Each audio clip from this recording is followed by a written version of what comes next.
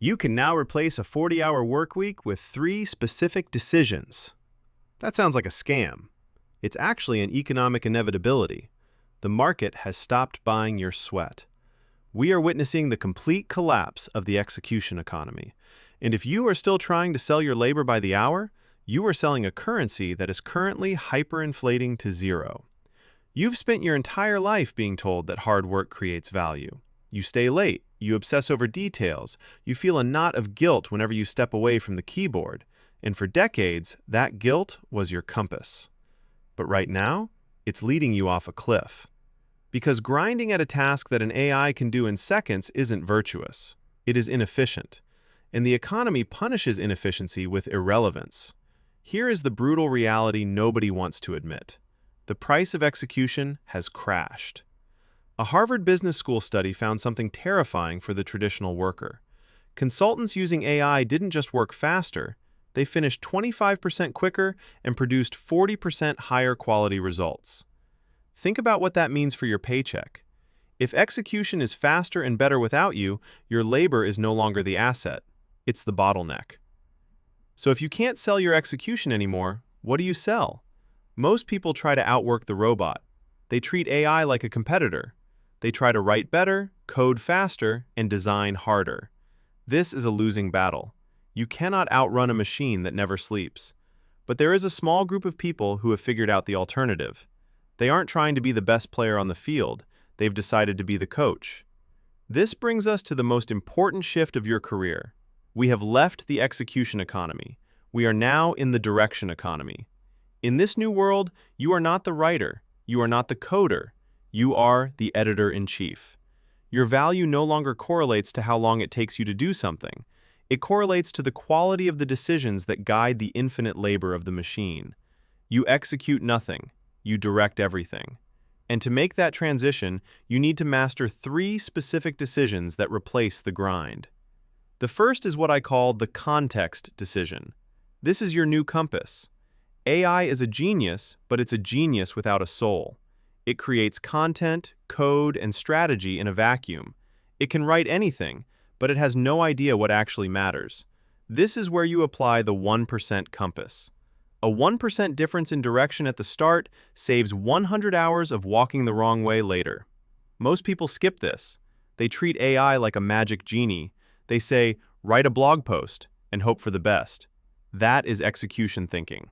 Direction thinking is defining the target so precisely that the execution becomes inevitable. Think about an air traffic controller. They don't fly the planes. They don't touch the controls. But if they make a bad decision, the result is catastrophic. Their value isn't in their hands, it's in their judgment. In the direction economy, you are paid to set the coordinates. You define the why so the AI can handle the how.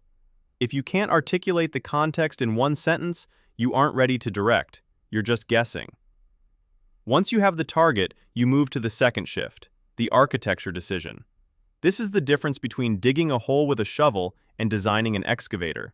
In the old economy, you were paid to dig. You were paid for the blisters on your hands.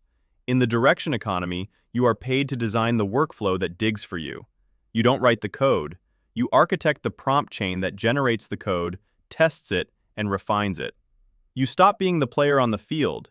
You become the coach on the sideline holding the clipboard. This feels like cheating. Your brain will resist it. You will feel like you aren't really working because you aren't suffering. But you have to realize that suffering is no longer a value metric. Leverage is. Identify one recurring task that takes you 2 hours every week. Don't just do it faster. Spend 30 minutes architecting a system to make it happen without you. That is the architecture decision. You are building the machine, not turning the crank. Why AI generates mediocrity. But there is a massive trap waiting for people who just hand everything over to the algorithm. Because AI is trained on everything, its default setting is the average of everything. It produces infinite mediocrity at the speed of light. If you just push the button and walk away, you flood the world with garbage. And this is where the third decision becomes your competitive advantage. It's called the curation decision, or what I call the taste filter. In a world of infinite content, taste becomes the scarcest and most expensive resource. AI creates the hay. You find the needle. Your job isn't to create, it's to look at 10 AI-generated options and instantly know which one creates a spark. You act like a jeweler with a loupe. You discard the fake, you keep the diamond. This is why senior editors get paid more than junior writers. They aren't paid for word count, they are paid for knowing what to cut. The taste filter is what separates the noise from the signal. AI can generate 1,000 headlines in a minute, but it can't tell you which one will make a human heart skip a beat. That requires humanity. That requires you. The direction economy rewards those with the highest standards, not the highest output. Your eye for quality is the only thing standing between excellence and slop. So how do you actually do this on a Tuesday morning? You adopt the no blank page rule. Never start a task from scratch again. Spend 5 minutes directing the AI to create a straw man draft. Get the raw material on the page.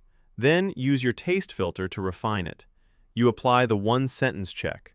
Before any project, define the context in one sentence. If you can't, don't let the execution start.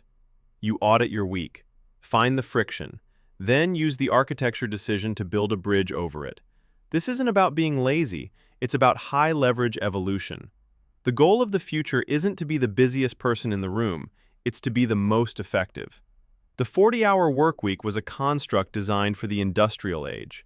It measured input. We are moving to an age that only measures impact.